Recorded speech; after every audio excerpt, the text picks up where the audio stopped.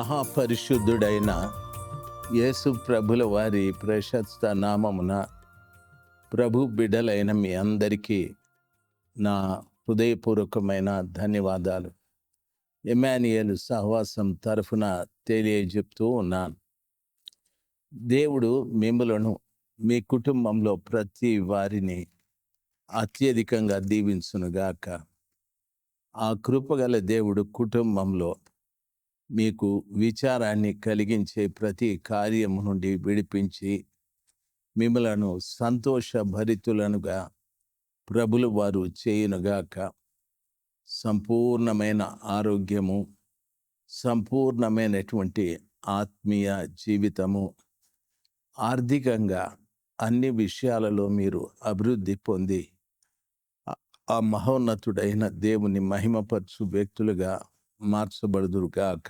పరిశుద్ధ గ్రంథమైన బైబిల్లో మత్తయి సువార్త 22వ అధ్యాయం 34వ వచనం, 31వ వచనంలో మృతుల పునరుద్ధానమును గూర్చి నేను అబ్రహాము దేవుడను, ఇస్సాకు దేవుడను, యాకోబు దేవుడనై ఉన్నానని దేవుడు మీతో చెప్పిన మాట మీరు చదవలేదా? ఆయన సజీవులకే దేవుడు కానీ మృతులకు దేవుడు కాడని వారితో చెప్పాడని వాక్యము సెలవిస్తుంది. కృపగల దేవుడు మృతులకు దేవుడు కాదు, సజీవులకే దేవుడని చెప్పాడు. జనులు అది విని ఆయన బోధకు ఆశ్చర్యపడ్డారు. ఆయన సద్దూకయ్యుల నోరు మూయించాడని పరిసయ్యులు విని కొంతమంది ఆయన దగ్గరికి కూడి వచ్చి, వారిలో ఒక ధర్మశాస్త్రోపదేశకుడు ఆయనను శోధించుచు, బోధకుడా, ధర్మశాస్త్రంలో ముఖ్యమైన ఆజ్ఞ ఏమని అడిగాడు. అందుకు ఆయన, నీ పూర్ణ హృదయముతోనూ, నీ పూర్ణ ఆత్మతోనూ, నీ పూర్ణ మనస్సుతోనూ నీ దేవుడైన ప్రభుని ప్రేమింపవలెను అనున్నదియే. ఇది ముఖ్యమైనదియు మొదటిదియునైన ఆజ్ఞ. నిన్ను వలె నీ పొరుగువానిని ప్రేమింపవలెను అనున్నది రెండవ ఆజ్ఞ దాని వంటిదే. ఈ రెండు ఆజ్ఞలు ధర్మశాస్త్రం అంతటికిని ప్రవక్తలకును ఆధారమై ఉన్నవని అతనితో చెప్పాడు. ప్రియులారా, ఆ రోజున ఈ ధర్మశాస్త్రోపదేశకులు, సద్దూకయ్యులు ప్రభుల వారిని శోధిస్తూ ఆయనను అడిగిన అనేకమైన విషయాలు వారితో మాట్లాడుతూ, సద్దూకయ్యుల బోధ, పరిసయ్యుల బోధ ఆయన ఎరిగి ఒకరోజు ఈ రీతిగా చెప్పాడు. సద్దూకయ్యులు, పరిసయ్యుల పులిపిండి అనే బోధను గూర్చి జాగ్రత్తగా ఉండండి. కొంచెము పిలిపిండి ముద్ద అంతయు పులియచేయునని వాక్యము సెలవిస్తుంది. కాబట్టి మనము జాగ్రత్తగా ఉండవలసిన విషయాలు, అనేక విషయాల్లో మనము చాలా జాగ్రత్తగా ఉంటాం. పులిపిండి అని చెప్పబడినటువంటి తప్పుడు బోధలు లెక్కలేనన్నీ వచ్చాయి. ఈ రోజున ఒక్కడు ఆ తప్పుడు బోధని మనకు బోధించి, లేక మనం ఆ తప్పుడు బోధలోనికి వెళితే మన జీవితం అంతా కూడా పులిపిండిలాగా మారిపోతుంది. కొంచెము పులిపిండి ముద్ద అంతయు పులియజేయనట్టు కాస్త పాపము మన సంఘం అంతటిని, లేక మన జీవితం అంతటిని పాపముగా మార్చేస్తుంది. ఈ రోజున చూడండి, మేము గొప్ప గొప్ప సేవకులమని చెప్పుకుంటున్నటువంటి వ్యక్తులు బాగా హుందాగా మంచి సూటు, బూటు, టై వేసుకొని ఇదిగో వాదనలు పెట్టుకుంటూ ఉన్నారు.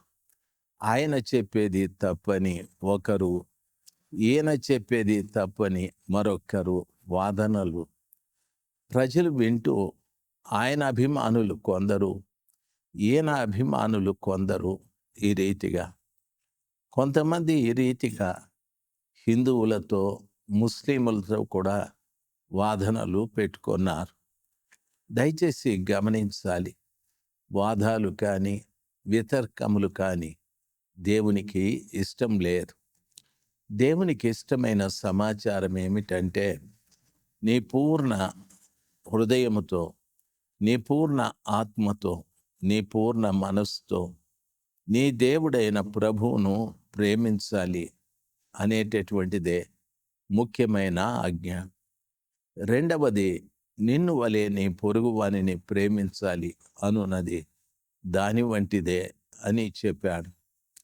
యేసయ్యని అనుసరించే ప్రతి బిడ్డ కూడా మొదట పూర్ణ మనస్సుతో, ఆ కృపగల దేవుని పూర్ణ హృదయంతో అనుసరించేది నేర్చుకోవాలి. ప్రియులారా, గమనించాలి, ఆయన్ను ప్రేమించాలి. దేవుని వాక్యము ఆ రీతిగా సెలవిస్తాది. సర్వశక్తిమంతుడైన దేవుని పిల్లలుగా ఈ సాయంకాల సమయమందు ఆలోచించవలసిన సమాచారం ఏమిటంటే, దేవుని మనము ప్రేమిస్తున్నాము అనేటప్పుడు ఎలాగ ప్రేమిస్తున్నాము అనేది మనం తెలుసుకోవాలి. ప్రభుని ప్రేమించే ప్రతి ఒక్క వ్యక్తి కూడా పూర్ణ ఆత్మతో, పూర్ణ మనస్సుతో, పూర్ణ హృదయంతో నేను ప్రేమిస్తున్నాను అని నీ పొరుగు వానిని ప్రేమించకపోతే నిజంగా నీవు దేవుని ప్రేమించలేదని అర్థం. ఈ రోజున ప్రత్యేకంగా గమనించాలి. మనము పూర్ణ మనస్సుతో దేవుని ప్రేమిస్తే మనకు జరిగే లాభం ఏమిటి అనే ఆలోచన మనకు రావచ్చు.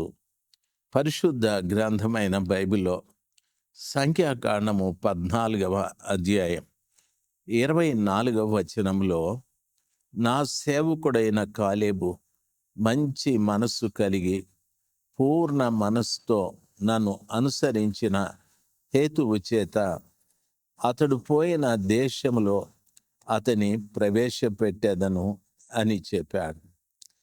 కాలేబు మీ అందరికీ తెలుసు. కాలేబు పూర్ణ మనస్సుతో ప్రభుల వారిని అనుసరించాడు. ఆ కారణాన్ని బట్టి అతడు పోయిన దేశంలో అతని ప్రవేశపెట్టాడు. అతడు పోయిన దేశం ఏది అంటే, పాలు తేనెలు ప్రవహించే కనాను దేశం. అందులోకి ప్రభుల వారు అతన్ని ప్రవేశపెట్టాడు. కాలేబుతో పాటు కొన్ని లక్షల మంది బయలుదేరారు. కానీ కాలేబు అందులో ఒక్కడే ఆ దేశంలో అడుగుపెట్టుటకు ప్రభు సహాయం చేశాడు. ఈ రోజున మనము కూడా పరలోకం అనేక మంది చేరాలి, వెళ్ళాలి అని అనుకుంటూ ప్రయాణమైపోతున్నాం. ఆ ప్రయాణంలో పూర్ణ మనస్సుతో ప్రభుల వారిని మనము అనుసరించే వ్యక్తులుగా ఉండాలి. మన మనస్సులో దేవుని వెంబడించు విషయంలో అసంపూర్ణత ఉండకూడదు. ఏ విధమైన కొదువ, ఏ విధమైనటువంటి జంకు ఉండకూడదు. ప్రభుల వారిని అనుసరించు విషయంలో పూర్ణ మనస్సును కలిగి అనుసరించాలి. అప్పుడే ప్రభుల వారు మన కోసం ఏర్పాటు చేసినటువంటి ఆ దివ్యమైన దేశంలో అడుగు పెట్టడానికి ప్రభుల వారు కృపను చూపెడతాడు. దేవుని గ్రంథంలో ద్వితీయోపదేశకాండం 1వ అధ్యాయం 36వ వచనంలో చెప్పబడింది, యెఫున్నె కుమారుడైన కాలేబు తప్ప మరి ఎవడును చూడడు. అతడు పూర్ణ మనస్సుతో యెహోవాను అనుసరించెను గనుక అతడు దానిని చూచును. అతడు అడుగుపెట్టిన దేశమును నేను అతనికిని అతని సంతానమునకు ఇచ్చేదనని ప్రమాణము చేశానని వాక్యము సెలవిస్తాది.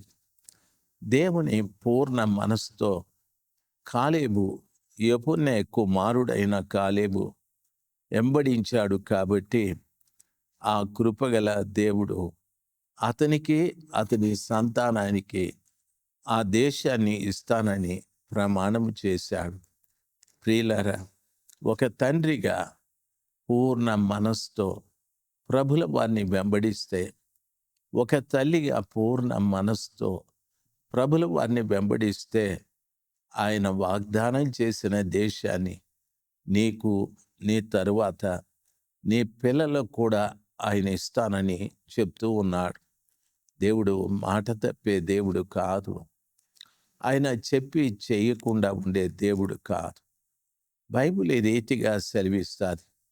మనమొక్కరు నీతిమంతులుగా జీవిస్తే మన పిల్లలు 3-4 తరముల వరకు ఆశీర్వదించబడతారని బైబిల్ సెలవిస్తుంది. ఇది నా మాటలు కాదు, కృపగలిగిన దేవుడు మనతో చెప్పిన మాట. మీరింకా యెహోషువ గ్రంథము 14వ అధ్యాయం 8-9 వచనాలు చదువుకుంటే వాక్యం ఈ రీతిగా సెలవిస్తుంది. యెహోవా మన యందు ఆనందించిన ఎడల ఆ దేశంలో మనలను చేర్చి దానిని మనకిచ్చును. అది పాలు తేనెలు ప్రవహించే దేశం. మెట్టుకు మీరు యెహోవా మీద తిరుగబడకుడి. ఆ దేశ ప్రజలకు భయపడకుడి. వారు మనకు ఆహారమగుదురు. వారి నీడ వారి మీద నుండి తొలగిపోయెను. యెహోవా మనకు తోడై ఉన్నాడు. వారికి భయపడకుడనిరి. ప్రియులారా, దేవుని వాక్యం ఈ రీతిగా సెలవిస్తుంది. చూడండి, యెహోవా మన యందు ఆనందించిన ఎడల ఆ దేశంలో మనలను చేర్చి దానిని మనకిచ్చును. అది పాలు తేనెలు ప్రవహించే దేశమని చెప్పాడు. దేవుణ్ణి మనం వెంబడించేటప్పుడు ఆయన మన విషయంలో ఆనందించాలి. దేవుని బిడ్డలుగా గమనించవలసిన విషయం, ప్రభువుని విషయంలో ఆనందపడాలి. ఆయనను అనుసరించు విషయంలో, ఆయనను సేవించే విషయంలో, ఆయన సన్నిధానంలో నీవు నడిచే నడత ప్రవర్తన విషయంలో ఆయన సంతోషించాలి. ఆయన సంతోషించినట్లయితే ఖచ్చితంగా ఆ కృపగలిగిన దేవుడు పాలు తేనెలు ప్రవహించే దేశాన్ని మనకిస్తానని ప్రభుల వారు సెలవిచ్చారు. 1, పూర్ణ మనస్సుతో, పూర్ణ హృదయంతో, పూర్ణ ఆత్మతో ఆయన్ను వెంబడించాలి. 2వది, ఆయన మనల్ని బట్టి సంతోషించే వాడుగా ఉండాలి.